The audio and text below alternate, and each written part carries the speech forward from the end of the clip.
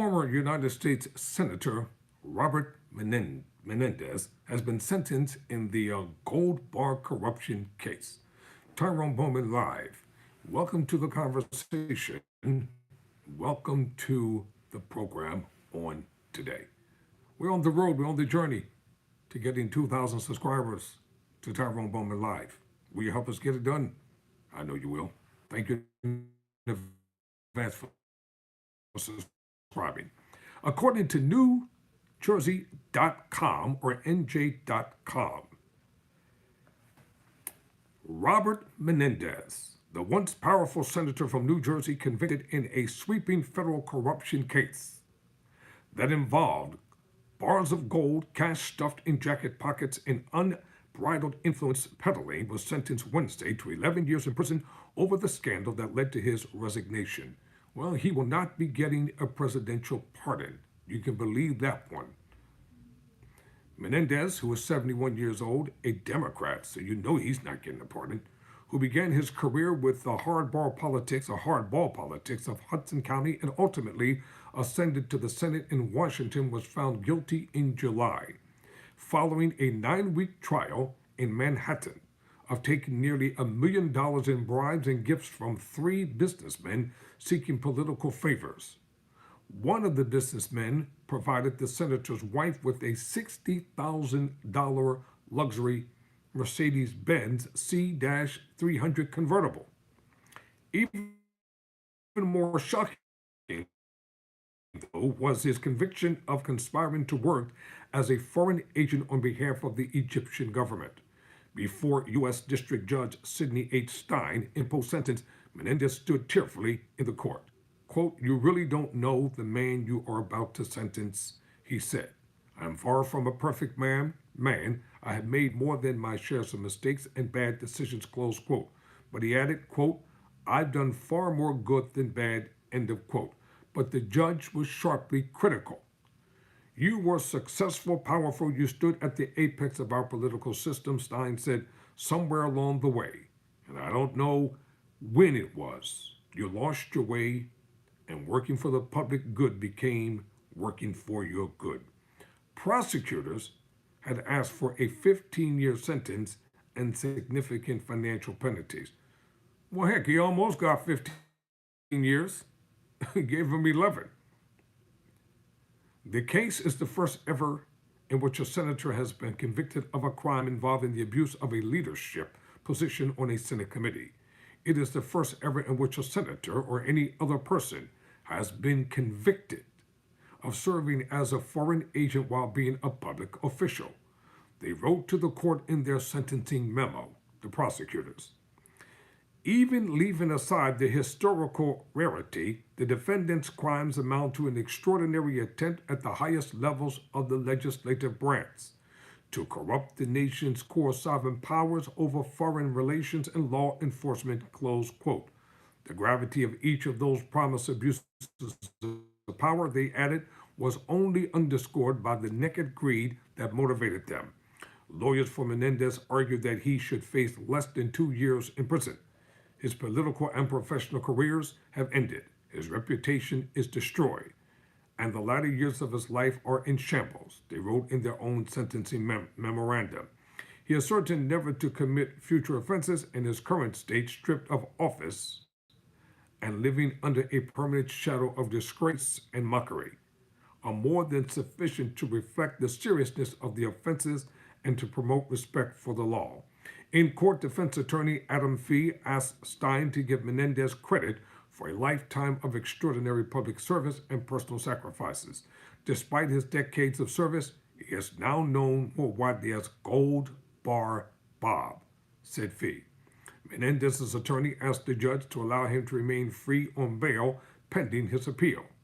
Also given stiff sentences earlier in court on Wednesday were 2 other businessmen who funneled hundreds of thousands of dollars to Menendez. Fred Dybes, a wealthy developer known for glitzy towers along the Hudson River in Edgewater with ties to Menendez, received 7 years in prison and a $1.75 million fine.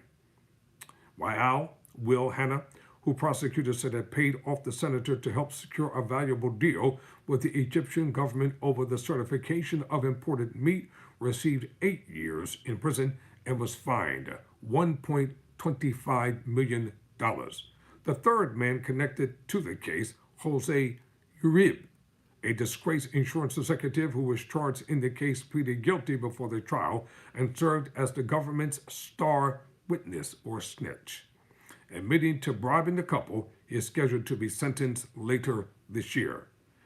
Nadine Mendez, who married the senator in 2020, still faces charges for her alleged role in the scheme. During testimony, the former senator's attorneys cast blame for the flow of cash into their home on her, claiming she kept her husband in the dark about her financial troubles, as well as gifts and other payments she took from their wealthy friends. She is due to be tried separately in a proceeding that has been put on hold as she continues to undergo cancer treatment. Well, we hope she recovers from the treatments. Attorneys for Mendez have already moved to appeal the verdict.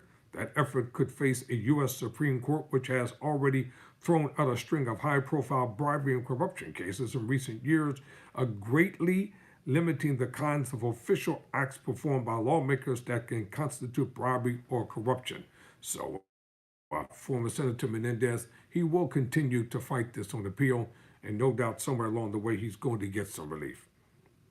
Indeed, in seeking a dismissal of the case before Mendez went to trial, his attorney cited the landmark U.S. Supreme Court decision to overturn the conviction of former Virginia Governor Robert McDonnell in a case that upended the definition of political corruption.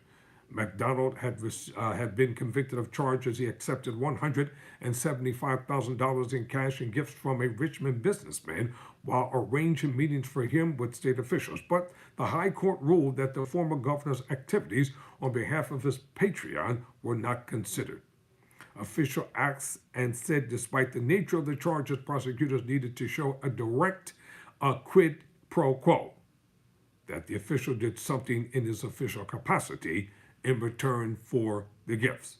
The case against Mendez, who gave up his seat in August, came to light more than a year ago after prosecutors charged that the senator conspired to use his influence in an effort to kill state and federal criminal investigations targeting his wealthy friends, and had provided sensitive information to Egyptian intelligence officials while serving as chairman of the Senate Foreign Relations Committee. During the trial, an FBI agent testified on his surveillance during a steakhouse dinner Mendez had with Egyptian officials. The agent told jurors that toward the end of the dinner, Nadine Mendez turned to one of the men and asked, "What else can the love of my life do for you?" Quote, close quote. The indictment by the U.S. Attorney's Office in Manhattan alleged that Mendez promised to use his influence to disrupt a 2011 investigation by the New Jersey Attorney General's office into Uribe, and alleged that Mendez improperly pressured an individual at the United States Department of Agriculture for the purpose of protecting a business monopoly granted to Hannah, whose company had been authorized by the Egyptian government to verify that halal meat exported for sale to the country's 90 million Muslims had been prepared according to Islamic law. That monopoly charged prosecutors was used in part to fund the bribes being paid to Mendez to his wife, who was a longtime friend of Hannah, they said. Mendez was also charged with promising to use his influence and power to recommend that then-President Joe Biden nominate an individual as U.S. Attorney for the District of New Jersey, whom Mendez believed could be influenced with respect to an unrelated federal bank fraud case involving the IBEs. Prosecutors also charged that the developer delivered gold bars and cash to Mendez and to his wife to get the senator's help with a multi-million-dollar deal with the Qatari Investment Fund. In addition, prosecutors said Mendez provided Egyptian officials with information about the staff at the U.S. Embassy in Cairo and ghost wrote a letter to fellow senators encouraging them to lift a hold on $300 million in military aid to Egypt. The charges: outrage over the scope of the money and gifts seized by the government, including the Mercedes-Benz and tens of thousands of dollars worth of gold bars and nearly $500,000 more in stacks of cash found in the Mendez's home.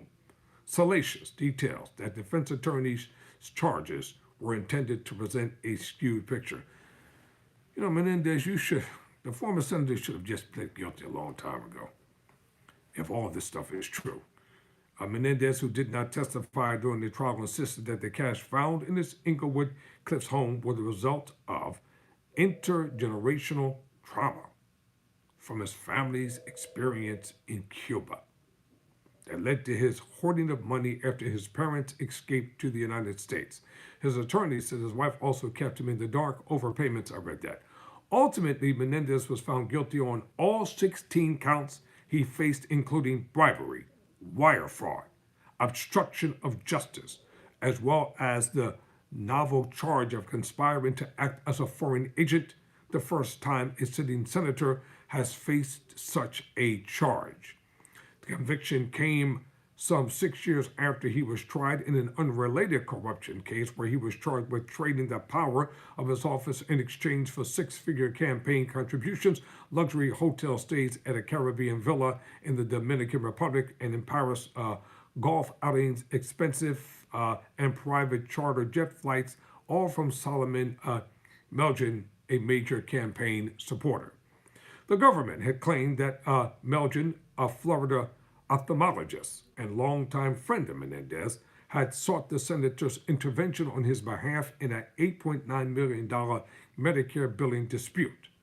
The case brought out of Washington by the Justice Department's Public Integrity Section charged that the senator had also actively advocated in support of visa applications for Melgen's foreign girlfriends and had pressured federal executive agencies in connection with a disputed port security contract in the Dominican Republic that would benefit one of Melgen's companies.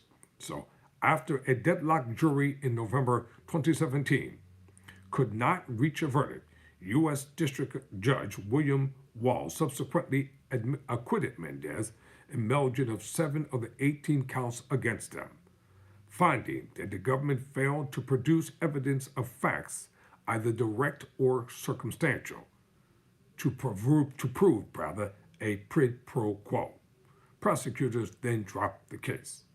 Melgen was separately charged and convicted for healthcare fraud. He had been serving 17 years in federal prison before President Donald Trump, in his first term, commuted his sentence on his last day in office in 2021.